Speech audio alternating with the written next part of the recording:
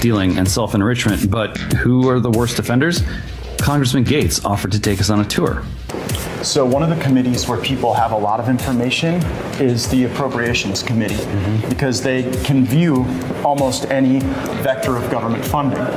And so, this is Mr. Rutherford's office. He's on the Ethics Committee and the Appropriations Committee. 152 stock trades. Stocks go through the roof.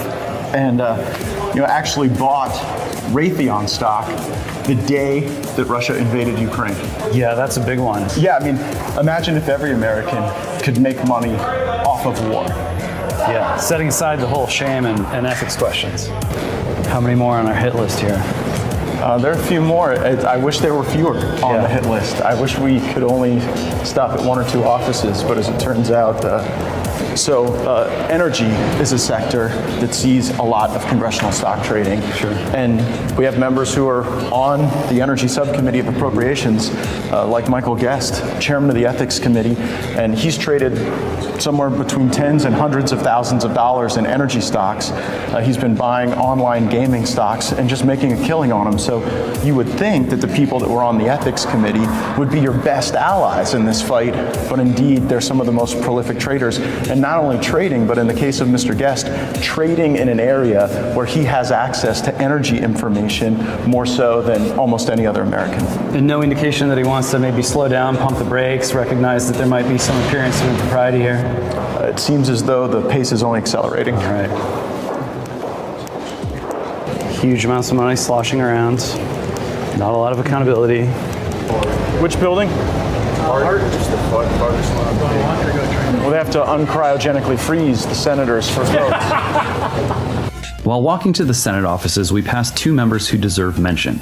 Senator Tom Carper, who profited from multiple trades in which he shorted or literally bet against the U.S. economy. And Senator Bob Menendez, who is indicted for receiving gold bars and other gifts from foreign governments. Why trade stocks when you can get the payment up front? If you were on your normal subway, if you were at the People Mover at the airport, you wouldn't think it's this thing. People get on these trains, they start taking photos. Oh yeah, no, the open air one is just like the only one of its kind, I think. Feels a lot like the Atlanta Hartsfield Airport to me, right? And the challenge we have is a bicameral one. It's not just in the House, it's in the Senate too. Some people almost have the ability to see the future.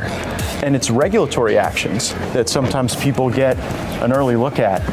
There was a case where Senator Mark Wayne Mullen bought a company that created a certain type of water meter, and just after that happened, Senator Mullen made a killing because the EPA required that type of monitoring that the company provided for in their technology. And it's interesting that Senator Mullen is also on the committee that oversees water policy and might know where the EPA was heading. Also on the Armed Services Committee, huge trader of defense stocks. That's always a concern for me when you have members of Congress that are betting on war. Now, I come from a district where the people have to go and fight those wars and die for them and lose their limbs and their marriages and their families. And to know that members of Congress are here trading defense stocks while they're central to the decisions about war and peace, it boils my blood as much as any of it.